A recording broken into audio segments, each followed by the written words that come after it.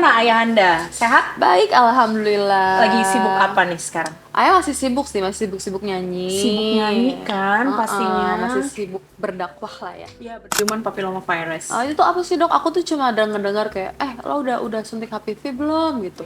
Teman-teman aku gitu. Itu apa sih? Itu penting emang? Nggak tahu sih, gue cuma disuruh sama orang tua gue gitu doang. Paling kata mereka. Nah itu apa sih dok sebenarnya? Jadi vaksin itu ada 12 rekomendasi vaksin yang berbayar. Selain 15 yang gratis dari pemerintah. Banyak banget, saya baru tahu tuh dok. 12. Aku bahkan pernah nyuntikin yang mau nikah kayak gini juga ya. Itu 37 jenis vaksin yang pokoknya semua dia udah, untuk yang vaksin dewasa dia udah all in, dan sehari aku bisa nyuntikin 6 sekaligus. Karena itu rekomendasi WHO memang bagus.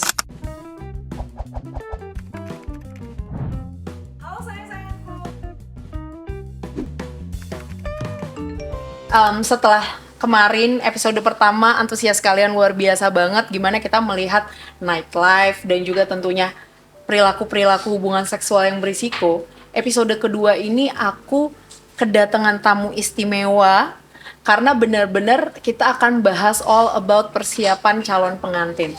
Ya, ini ada tamu cantik ya, dia Ananda dari musisi legend kita juga, penyiar agama tentunya, Ustadz Opik, kalau aku bilangnya Ustadz ya, karena nyiarin agama. Langsung aja tanpa kita panjang lebar, kita langsung ketemu Kak Gania. Halo dok. Sehat Kak Gania? Alhamdulillah Alhamdulillah sehat. baik. Gimana ayahanda? Sehat? Baik, alhamdulillah. Lagi sibuk apa nih sekarang? Ayah masih sibuk sih, masih sibuk nyanyi. Sibuk nyanyi kan pastinya. Masih sibuk berdakwah lah ya. Ya, berdakwah dengan nyanyian ya. Dan, ya, I'm a big fan of. Oh ya? Iya dong, pasti siapa yang nggak kenal kan dari kita zaman orok sampai sekarang. Alhamdulillah. Ya kan itu pecintaannya milenial deh, gen-gen aku. Lagi zaman-zamannya kenal musik. Dokter Gen Z. No, I'm milenial. Itu lagi milenial. Terus X tuh pasti fans beratnya bapak, Alhamdulillah. ayah, ya kan. Nah, Kak Gania ini umurnya berapa sih ngomong-ngomong? 23 tahun dok. 23 tahun ya. Kamu sekarang lagi aktivitasnya apa aja nih kalau boleh tahu? Aku baru lulus kuliah dari UIN. Oke. UIN Jakarta. Yes. Terus sekarang baru mau masuk ke dunia industri kreatif dok. Oke. Baru mau belajar. Berarti gitu. buah jatuh tidak jauh dari pohonnya, ini Kak Gania ya? Semoga ya, cuma kan aku nggak di depan layar kayak ayah. Oh gitu. Iya, jadi pinginnya sih bisa di belakang layar, dan ya kalau misalnya ada kesempatan di depan gitu, cuma nggak terlalu memfokuskan itu, pengen lebih fokus belajar aja sih. Oke. Oke, jadi cantik nih kamu, hari-hari 7 sampai 7 pagi lagi tuh ngapain aja? Aku sih sekarang karena lagi sibuk, karena aku bilang aku mau belajar tadi, sekarang aku lagi bantuin di produksi film dok. Oh, produksi film? Iya, tapi nanti tuh tanggal 23 Juli tayangnya di bioskop. 23 Juli? Iya. 2026 ini? Iya. Berarti bulan depan ya? Bulan depan. Apa tuh, film apa tuh?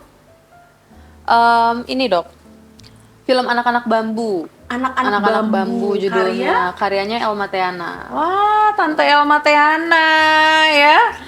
Jadi Bunda Elma ini buat PH ini untuk charity, dan filmnya nanti akan untuk charity juga. Wow, gitu. Bunda Elma, kita satu visi dengan Nabila Care ya. Sama-sama untuk charity. Bolehlah, nanti aku punya cita-cita besar untuk bikin video atau film promosi kesehatan. Kan belum ada tuh. Semoga anak-anak bambu pecah ya. Amin. Karena tujuannya mulia nih untuk charity. Insya Allah nanti semoga diundang gala premier ya. Aman dokter. Aman ya. Jadi di production house itu maksudnya untuk memproduksi si anak-anak bambu ini kakak apa aja ngapain ini? Aku tuh di bagian promotornya sih. Aku bantuin promosi, bantuin Bunda juga kalau ada dokumen-dokumen buat dikasih buat ke bioskop-bioskop kayak gitu. Kamu sibuk banget dong. Sibuk banget dok, ya ampun. Offline-nya jam berapa sampai jam berapa? Biasanya aku bangun jam 9, terus nanti selesai kerja itu jam 6, jam 7, terus pulang istirahat, masih ngerjain beberapa hal karena kan aku harus nyiapin materi-materi promosi yang harus dinaikin apa, terus nanti strateginya gimana, bantu mikir kayak gitu sih. Banyak belajar juga sih. Tapi bentar aku tanya, kamu tidur dalam 24 jam berapa jam? Berapa ya? Dari jam berapa tuh? 12 malam sampai 7. Mungkin dari jam 12 kali ya, bangun lagi jam setengah 9 atau jam 8, maksimal jam 9, 7 sampai 8 jam tercapai ya? harusnya ya dok ya. Cuma kan tidur tuh kadang agak apa ya? Bangun-bangun. Bukan kebangun-bangun sih dok, kadang tuh nggak deep sleep gitu, nggak senyaman itu tidurnya gitu. Mungkin karena lagi banyak pikiran gitu kali ya dok ya. Bisa jadi nggak sih dok? Kenapa bisa kayak gitu? Nah, justru aku mau nanya, kenapa Gen Z sekarang sering overthinking dan sering insomnia? Kenapa tuh? Nah, aku juga agak bingung ya dok, karena aku kan juga ngalamin itu. Aku juga masih mencari alasannya, padahal sebenarnya hidup kita nggak se-stres itu. Kita doang yang ngebuat stres terkadang gitu. Karena media sosial itu kita jadi comparison nggak sih? Ah ya, bisa jadi. Kok kehidupan dia enak, padahal media sosial itu kan adalah flexing yang terselubung, artinya Benar. flexing yang terencana. Benar, sepakat banget dok. Karena juga belakangan ini aku lihat teman-teman aku lagi pada nikah mereka.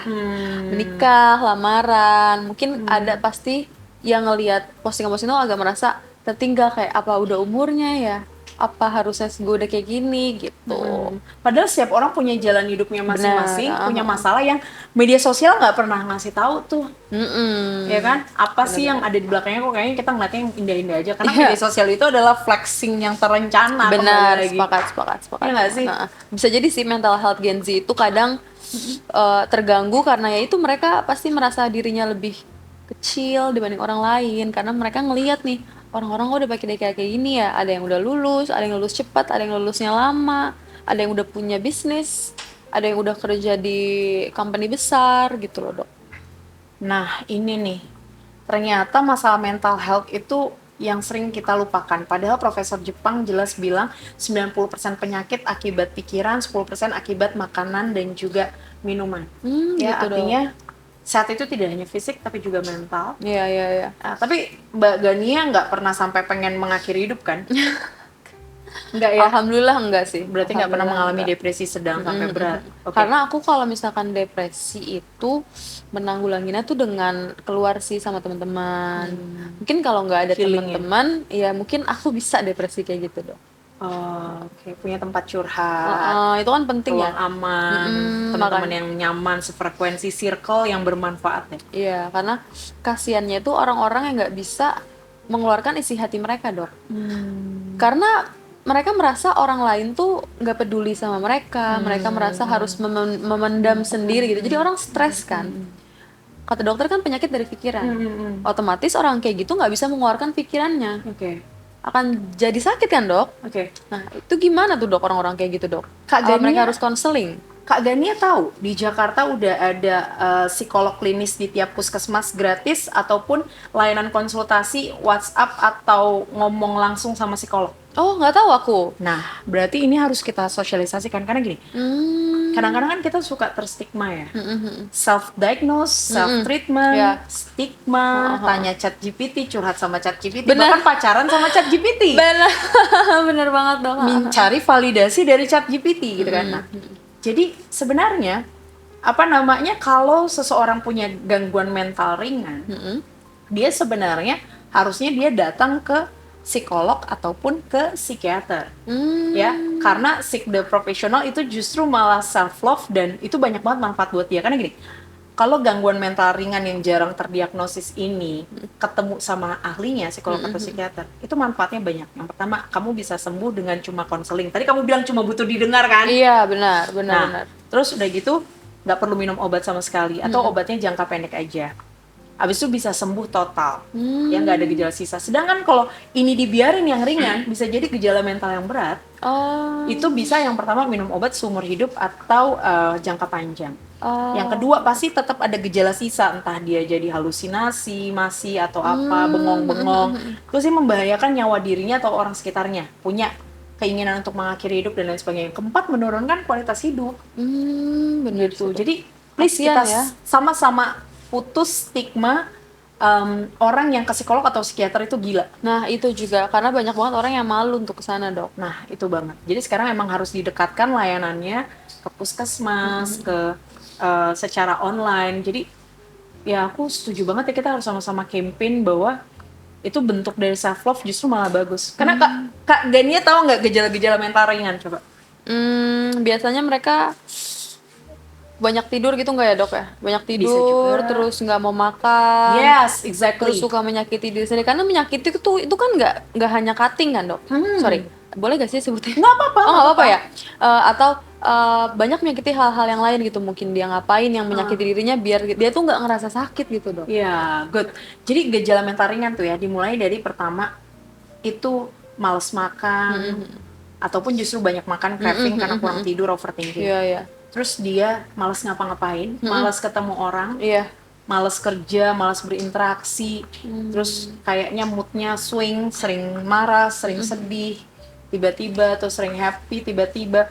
Terus juga dia sulit tidur, tidurnya sedikit, overthinking, Itu depresi udah ringan. gangguan mental dok. Iya. Itu saya semua gimana? Ya, oke, ya. Jadi kayaknya kalau kayak gitu kamu harus benar-benar kita ngobrol-ngobrol sama profesional. Iya, Tapi iya, iya.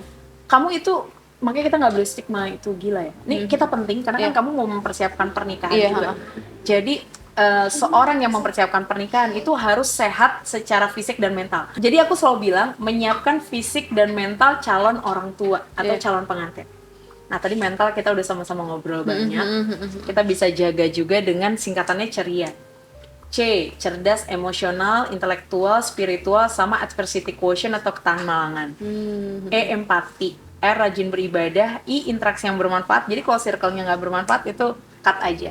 Lalu A, asa asi asu dalam keluarga dan juga lingkungan. Gitu. Mungkin sekarang yang aku lihat anak Gen Z sekarang tuh lebih nggak tahan malang ya. Mereka Benar. lebih berpikir yang penting mental healthku terjaga, Iya, malas dari tekanan, malas dari drama, Iya, apa benar. yang buat aku happy, aku lakukan. Dan sekarang penghasilan jadi udah bodo amatan. Sekalinya ada yang terjun ke dunia yang pengen dapat uang instan juga ada. Gitu. Iya, Jadi itu dengan ceria. Nah, sehat fisik, itu kamu harus melakukan cerdik dan vaksinasi. Ya, ini aku jelasin dulu cerdik ya. Pertama, cek kesehatan secara rutin. Iya. Enyahkan asap rokok, baik itu perokok aktif maupun pasif. Apalagi sekarang banyak vape. R, rajin Oh, aktivitas vape itu fisik. termasuk berarti ya dok ya? Termasuk, nanti kita bahas ya. Oke. R, rajin aktivitas fisik minimal 6.000 langkah per hari. D, diet yang seimbang. Diet seimbang ini makan sayur buah sekebon. Lalu juga kurangi 5G. Gula, garam, gluten, gorengan gratisan, dan makan porsi seimbang sesuai isi piringku, setengah piring sayur dan buah, makin berwarna-warni makin bagus, setengah piring karbohidrat dan lauk tinggi protein hewani. Baru K, kelola stres, me time, family time, work-life balance. Banyak ya dok ya listnya ya dok ya? Banyak itu tadi cerdik itu, coba deh, nyahkan asap rokok. Sekarang vape kan di mana-mana. Iya, agak susah ya dok itu ya. Ya. Padahal vape itu triple kill ya, dia dengan rasa yang banyak bikin yang menghirup setiap saat nge-vape, orang sekitarnya juga merasa itu tidak seperti bau asap rokok, ada wangi-wangi. Oh ya? Iya, jadi triple kill dia. Dia Jadi kadar sebenarnya sama nikotinnya. aja kayak, maksudnya sama aja kayak rokok gitu dok. Banyak orang yang menyangka vape itu adalah bentuk dia excuse untuk dia bisa berhenti merokok. Iya, sepakat. Padahal justru kadar nikotin perokok vape itu 30% lebih tinggi dari perokok konvensional. Oh, aku baru tahu. Gitu. Jadi Dan lebih ya, bahaya gak sih dok sebenarnya? sangat. Itu bisa, rokok itu bisa membuat anemia, bisa gangguan tumbuh kembang, ISPA berulang. Jadi itu bisa dari akut kronis, bisa infeksi, bisa Iya. kanker dari ujung kepala sampai kaki. Bisa gangguan tumbuh kembang, mental, emosional, kognitif, terutama balita. Jadi hati-hati perokok aktif, perokok pasif sama aja bahayanya. Terus tadi rajin aktivitas fisik ya, minimal 6.000 langkah per hari. I, istirahat yang cukup. K, kelola stres. Jadi makan sayur buah tuh sekebon. Benar-benar. Aku nggak suka sayur tapi dok. Nah, Gimana tuh? kalau nggak suka sayur, buahnya dibanyakin. Hmm. Gitu. Walaupun buahnya tetap harus yang rendah gula ya. Oke. Jadi jangan makan buah yang kayak mangga, anggur, jangan berlebihan tuh. Tapi Melon, boleh kan dok? Secukupnya boleh kan? melon, lengkeng, rambutan, durian, nangka tuh tinggi gula. Kalau buah di jus katanya hilang ininya dok, manfaatnya. Bagusnya memang buah potong. Jadi kita juga ada efek ngunyah sehingga kita sering merasanya kenyang kan. Oh. Terus juga jangan pakai gula, sama jangan dikasih susu dan lain sebagainya. Karena Kemenkes ini udah harus ngurangin GGL, gula garam lemak pada orang dewasa. Gula itu maksimal 5 sendok makan gula itu maksimal 4 sendok makan per hari, garam 1 sendok teh per hari, dan lemak 5 sendok makan per hari, termasuk 3 kali makan besar dan juga cemilan-cemilannya. Oh, iya iya. Iya. Harus belajar lagi sih, Dok, itu. Ah, Agak susah nguranginnya pasti karena kan kita orang Indonesia kan makan lauknya banyak. Iya, Ada betul. nasi, ada ntar mungkin ikan asin atau ayam goreng, nanti ada sayurnya lagi. Tapi sayurnya kan nggak mungkin sayur rebus, sayurnya sayur tumis pasti, Dok. Kayak gitu kan. Itu gimana tuh, Dok? Susah ya? Susah. Harus Pokoknya belajar sebisa ya. mungkin kurangin, kalaupun tumis gitu kurangin sih garam-garamnya, penyedapnya segala macam.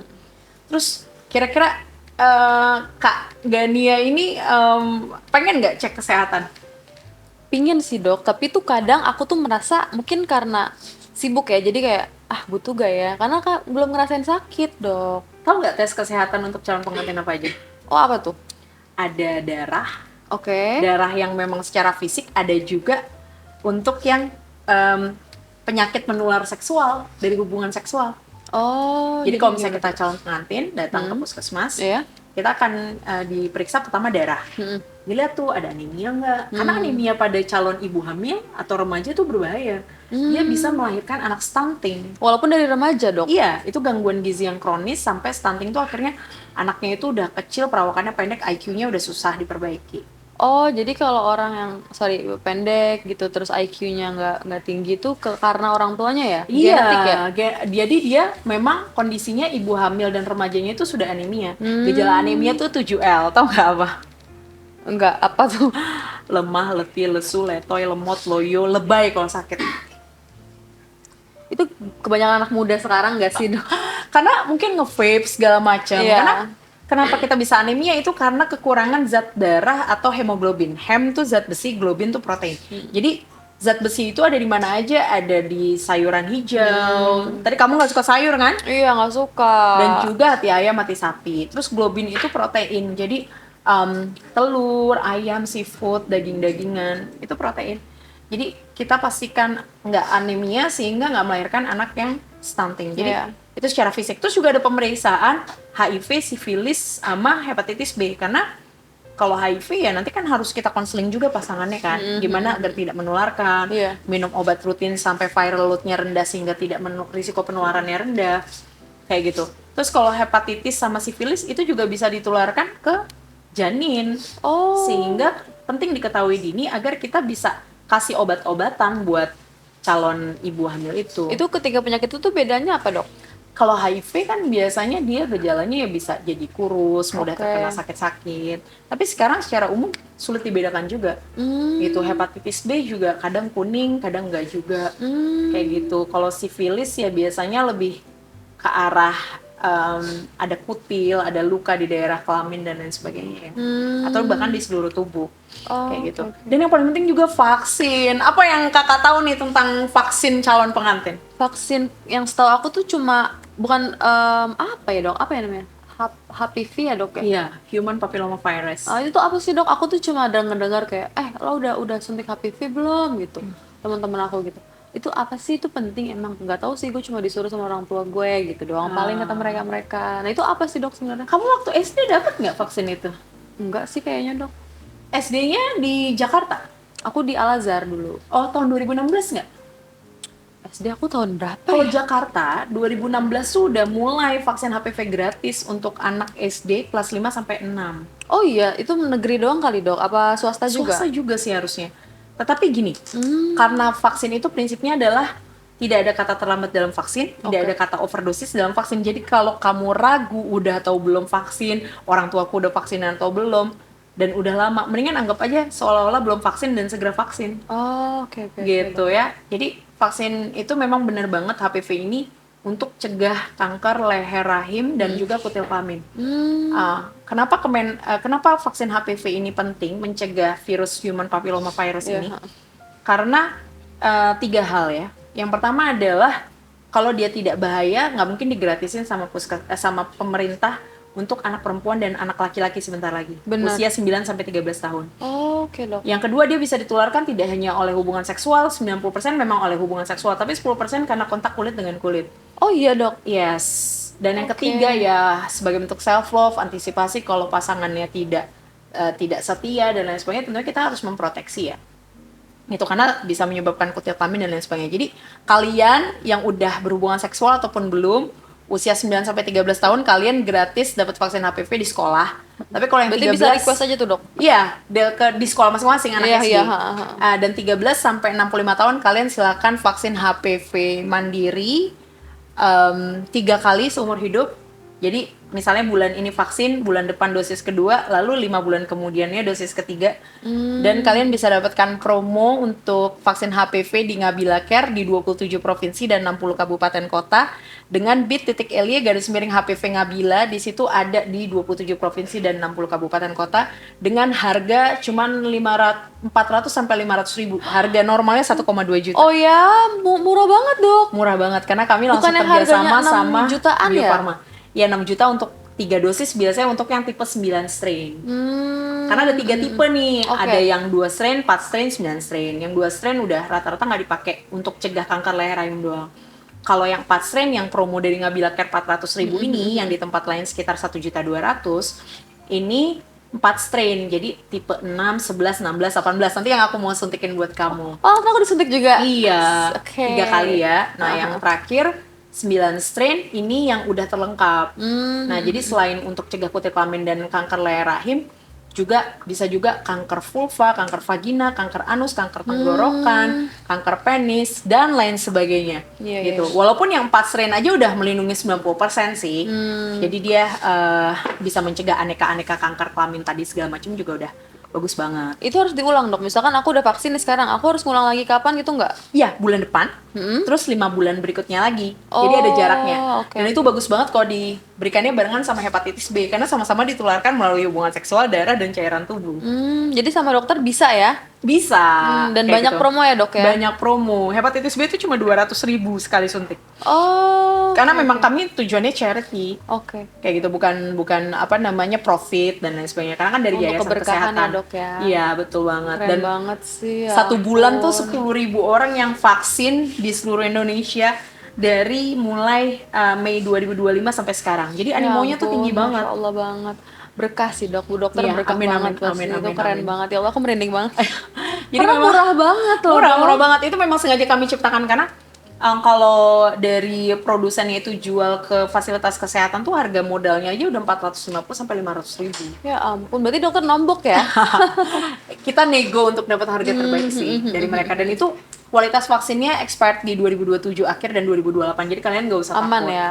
Ya, makanya Ngabila Care tuh selalu memberikan layanan kesehatan yang murah atau gratis tapi bermutu yang tidak di-cover oleh pemerintah untuk seluruh Indonesia. Masya Allah, berkah selalu dokter. Amin ya. Berkah selalu. Jadi kita kembali nih Keren banget, ke iya. vaksin ya sayang. Iya, sepakat-sepakat. Kembali lagi. Jadi vaksin itu ada 12 rekomendasi vaksin yang berbayar. Selain 15 yang gratis dari pemerintah. Banyak banget, saya baru tahu tuh dok. 12. Aku bahkan pernah nyuntikin yang mau nikah kayak gini juga ya. Itu 37 jenis vaksin yang pokoknya semua dia udah, untuk yang vaksin dewasa dia udah all in, dan sehari aku bisa nyuntikin 6 sekaligus. Karena itu rekomendasi WHO memang bagus. Jadi disebut multiple injection. Jadi aku bilang kolektor vaksin, aku udah kasih satu buku khusus dia, semua label-labelnya dia koleksiin. Ya, tapi kalau untuk calon pengantin yang paling utama adalah HPV, HPV, oke. hepatitis B, Hepatitis. habis itu MMR, mumps, MMR, measles, rubella. oke. Dia dikasih 2 kali untuk perlindungan seumur hidup. Jadi ini bisa menjaga kesuburan juga pada laki-laki, mencegah radang buah zakar, dan pada perempuan dia mencegah congenital rubella syndrome sehingga dia bisa melahirkan janin yang buta atau tuli dari dalam lahir. Nah, ini bisa dicegah dengan Bisa vaksin dicegah campak ternyata rubella ya? ini, mumps, measles, rubella. Nah, abis itu yang vaksin secara umum aku rekomendasikan flu 1 tahun sekali sama tipes 1 kali seumur hidup. Oh. Nah, terus yang lainnya ada hepatitis A, demam berdarah, varicella atau cacar air, ada pneumonia, ada COVID-19, ada flu Singapura, sama yang penting untuk calon pengantin itu tetanus difteri. Nah, itu apa dok? Kok ada itu beda lagi?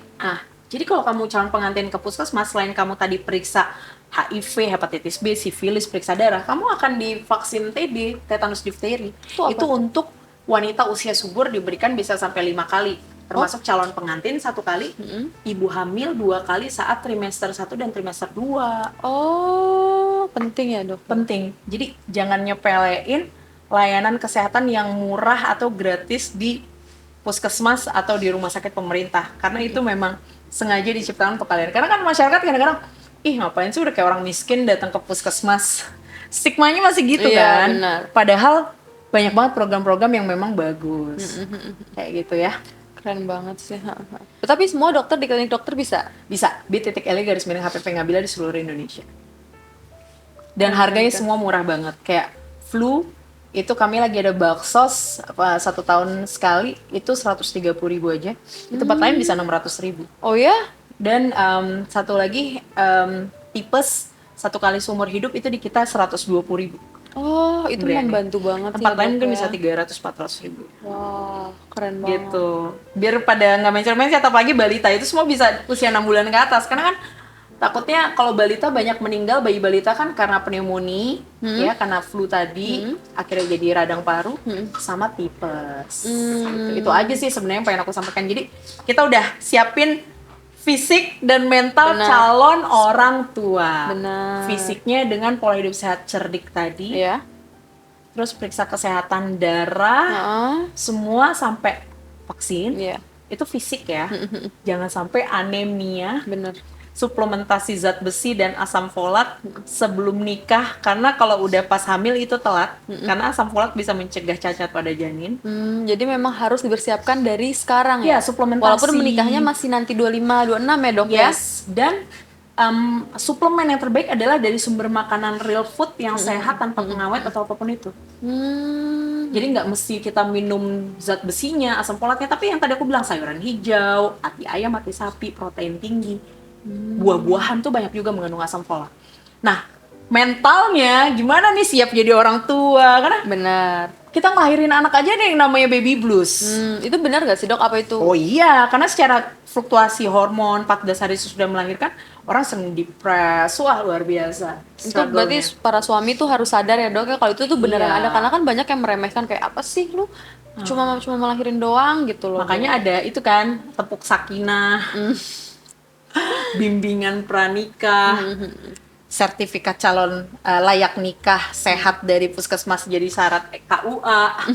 Itu semua punya manfaatnya untuk siapin fisik dan mental. Berarti nanti kalau aku udah ada calon ke dokter ya buat vaksin kita Oh berdua berarti ya. iya, siap. Gimana? Apa yang kamu gundah gulana lagi nih sebagai calon pengantin? Aku ternyata baru tahu vaksinnya banyak banget loh, Dok. Karena Yes. setahu aku kan cuma satu kan, HPV doang kan. Dan itu aja aku masih butuh gaya gue. gitu. Tadi kalau di Redis inget nggak ada 4, Iya. ada 3 tuh buat calon pengantin. HPV, hepatitis B, MMR, mumps measles. Itu semua bisa rubella. divaksin kan, Dok ya? Bisa. Vaksin semua kan. HPV 3 kali seumur hidup, hepatitis B 3 kali seumur hidup bisa barengan karena jaraknya sama persis. MMR 2 kali seumur hidup selang 4 minggu. Siap, Dok. Nanti Ayo akan pesan dilakukan. pesan-pesan buat Gen Z, teman-teman seangkatan atau bahkan yang lebih muda dari Iya. Kak Gania. Jangan takut sih, jangan takut kalau misalkan mau vaksin di puskesmas atau rumah sakit pemerintah itu bukan berarti jelek ya, Dok ya. Yes. Kualitasnya pasti sama aja gitu. Oke. Dan bahkan mungkin ya udah karena program pemerintah lebih bagus ya, Dok ya. Pasti terjamin, Iya, terjamin asli, asli dan lain lain-lain. Ha. terjaga Itu aja sih, mutunya. Dan semua merek vaksin tanpa terkecuali aman, halal, bermanfaat, berkualitas. Tidak ada kata terlambat dalam vaksin, tidak ada kata overdosis dalam vaksin. Ada efek samping sesudah vaksin, itu tanda vaksin bermutu. Gitu, Dok. Yes, jadi jangan pernah takut, dan itu semua dipantau, dan itu hanya sebagian kecil orang yang terkena. Oke, aku mau nyuntikin kamu vaksin HPV dulu ya. Sakit gak? Pegel aja, tapi it's okay. Oke. Udah siap ya? Aduh, deg-degan nih. Adegan dewasa. Yes. Oke, ya, dah. Sekitar bulan 11 bulan. Oke, ya. Jadi ini adalah kartu vaksin. Nanti tolong ditaruh atau dilaminating di dalam dompet, jangan sampai hilang. Oke. Kamu udah menyelesaikan dosis 1. Nanti HPV 4 strain ini aku akan kasih lagi di 26 Juli. Habis itu di 26 November, and then complete, dan kamu udah terlindungi seumur hidup. Alhamdulillah, Dokter. Terima Sama-sama, kasih. sehat-sehat ya. Oke, kita ketemu lagi, saksikan, sampai jumpa. Yeay.